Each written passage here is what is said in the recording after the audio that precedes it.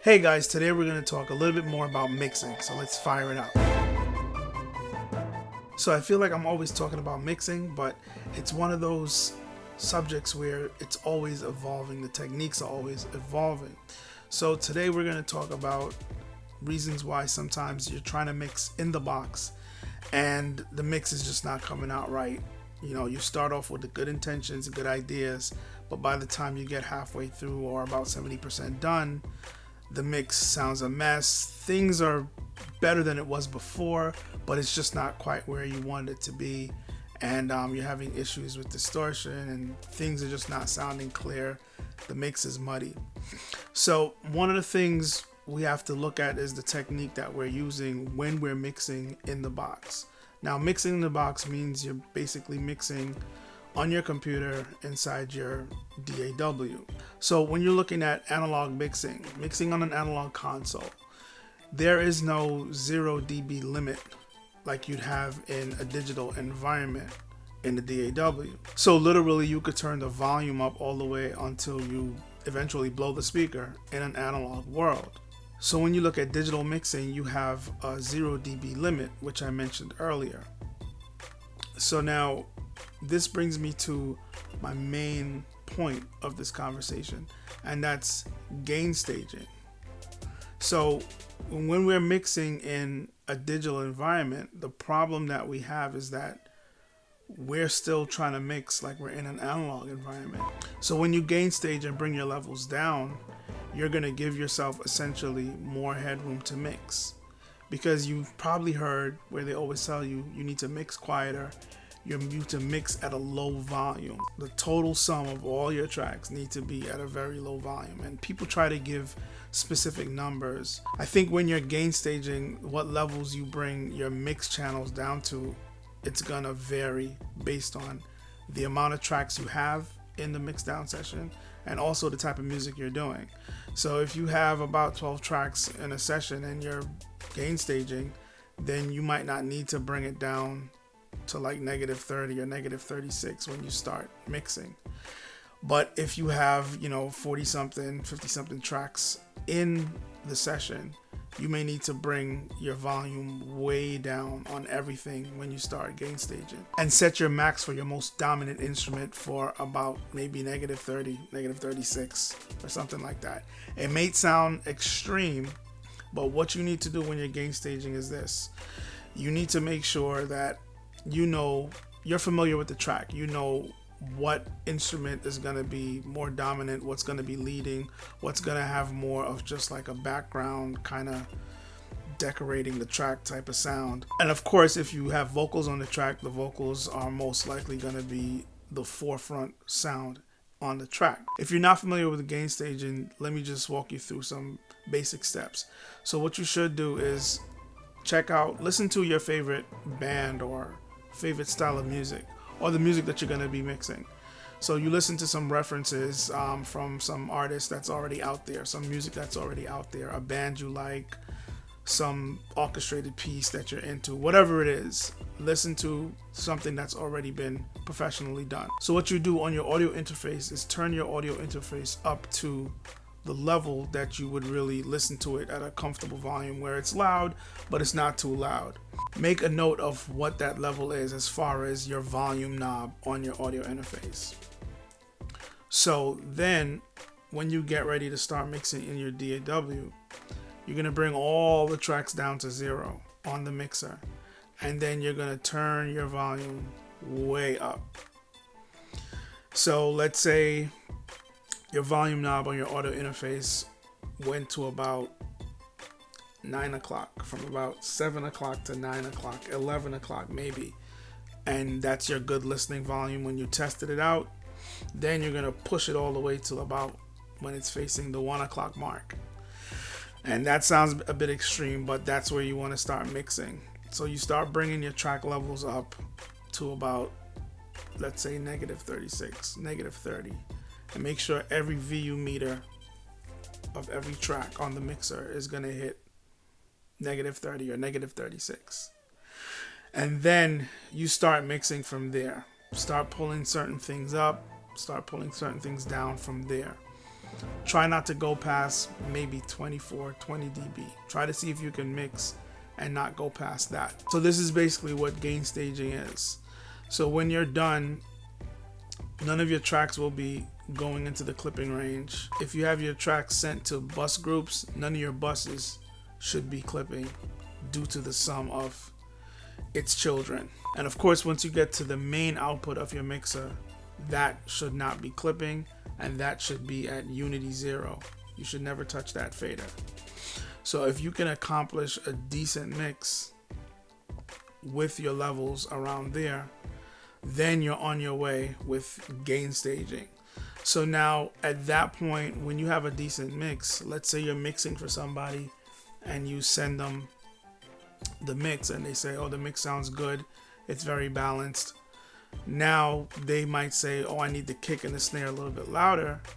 You have tons of headroom to just go back in and turn up the kick and the snare.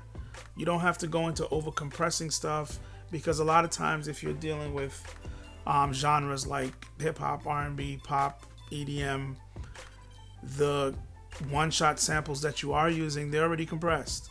So you already compressed them, you lay down the MIDI, and when you lay down the MIDI, you make sure that all the velocity on your kick, snare, and all these one-shot sample sounds were at an even velocity. 9 out of 10 times your kick is going to be at an even velocity right across the board on the MIDI notes. So if you notice, when you play it back, the kick is always hitting exactly at the same spot. So the sound is already compressed. The one-shot sample is already compressed. But we tend to go ahead and put compression on things again, because we're always taught to compress and do this and crank this up to try and get more volume.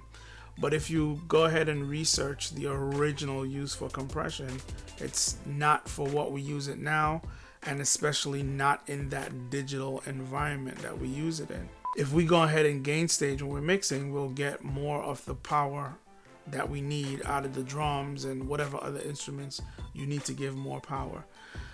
Mixing is more about levels, balancing out the mix. So whether you're balancing out the mix with just volume or balancing out the mix with EQs to make sure EQ wise you're not having any frequency issues, sounds are not clashing with other sounds frequency wise. That's the main part of mixing. And even when you look at EQing, it's still like a mixer, because you have access to every frequency within a sound and you can turn it down or turn it up. Just like how with a multi-track mix, you have access to every sound within the musical composition and you can turn it down or turn it up. So once you start looking at mixing more like that, start gain staging if you're in the box. The goal of mixing is not to make your mix pump and sound full and big like it does in the club. You'll get there later on when you get to the mastering stage. The point of mixing is to get a nice, clean mix of what the musical composition is. Of course, there are creative choices that you make, but that's all creative aesthetics based on what you're doing, based on your genre. I'm not here to talk about that. I'm just talking about the bare bones of mixing and the concept of how you need to look at mixing. It's more about putting everything in the correct frequency space, and everything needs to be at the right balance levels. So depending on the track, a guitar might need to be more prominent in the mix, or the guitar might not need to be more prominent in the mix, or it might need to be more prominent in the mix at a certain point of the song, and that's where you would maybe use automation if needed. Compression should be very light. Compression is more something that you're going to end up using more in the mastering stages. Try to stay away from too much compression, because you over compress sounds, or you compress sounds that are already compressed and you're damaging them. You're deteriorating the quality of it even more. Now, if you're doing like live drums, that's where compression becomes a little bit more useful, because the drummer might start out the song calm and then in the middle of the song it gets more intense. So his snare hits, his tom hits, his kick hits are gonna vary from start to finish. So you're trying to keep the dynamics not so drastic, and trying to keep the low hits to sound as close as possible to the hard hits. Make sure it's not peaking when he's hitting hard, and make sure when he's hitting soft, you're not like totally losing the kick. And that's where compression comes in, because you have the human element that is using different dynamics based on the mood of the song. You go up, you go down. A guitar is playing, they might do certain things, they're doing a little picking and it's very soft, and then they kind of open up and then the guitar gets loud. That's where compression is needed. But if you're dealing with a lot of electronic sounds, a lot of the times those sounds are pretty compressed and they're pretty much under control volume wise. They're not going to get too crazy dynamically with the volume. So try not to overcompress, and just try to understand the concept of mixing. And that's why when you're done mixing and you get it to a mastering engineer, or if you're going to master it yourself, they always tell you you need a certain amount of dB of headroom, because when they're mastering, the volume will increase by a lot. So the mixing process definitely is not the point for you to be pumping the mix and getting it super loud. Once you do the steps that I told you with the gain staging, and you're mixing with your volume that loud, you get to hear it loud. But if you go back to what I told you before, when you mark that listening level where you were listening to finished music and it was at a balance level where it was nice and full but not too loud, where you like to enjoy music, once you bring your volume back down to there, let's say from the 1 o'clock position back to the 11 o'clock position, you're going to realize that, you just completed a mix without it being super loud. And your mix down will actually, at that level, sound low, but it will sound very clean and clear. And you'll be able to listen to it now at that level, and you'll still be able to pick out every individual sound. If you want to focus on the hats, if you want to focus on the bass, guitar, whatever it is, you can focus on that lead synth and you can really pick it out and hear the clarity if you did a good job mixing with the levels, and of course with creating frequency space for all the instruments. You'll still be able to feel the punch of the kick. Of course it's gonna not knock as hard as when you had it turned up, but when you get to the mastering stage, all the information is there and all the frequencies and the levels are where they need to be, so that when they pump up the mix, there is room to get to those loud volumes, and it's not gonna get all distorted and sounding crazy because you weren't peaking in your mix at all. You were like very low. And like I said, doing the gain staging will give you all the headroom you need to turn something up if you need to turn it up later on. If the client, or if you feel you need more kick or more snare or a little bit more bass or whatever, you have a lot of headroom. I know at times when I was mixing years ago, I got to the point where I wanted more volume out of something, but everything was just so much in the red that even if you turn it up, you're just losing so much information once everything goes out of the red that it didn't even make a difference. There was so much clashing over that 0 dB mark that it didn't even matter if I was trying to turn up the kick anymore. It was just no more to give, and the information was just getting even more and more distorted and muddled, and it just sounded a mess, and it was frustrating. So look into gain staging. It is one of the best techniques if you are mixing in the box, and it will give you a better advantage and a better mix. And the next step, which is mastering, will benefit from that, because remember, when you're doing music production, every step is affected by the step before.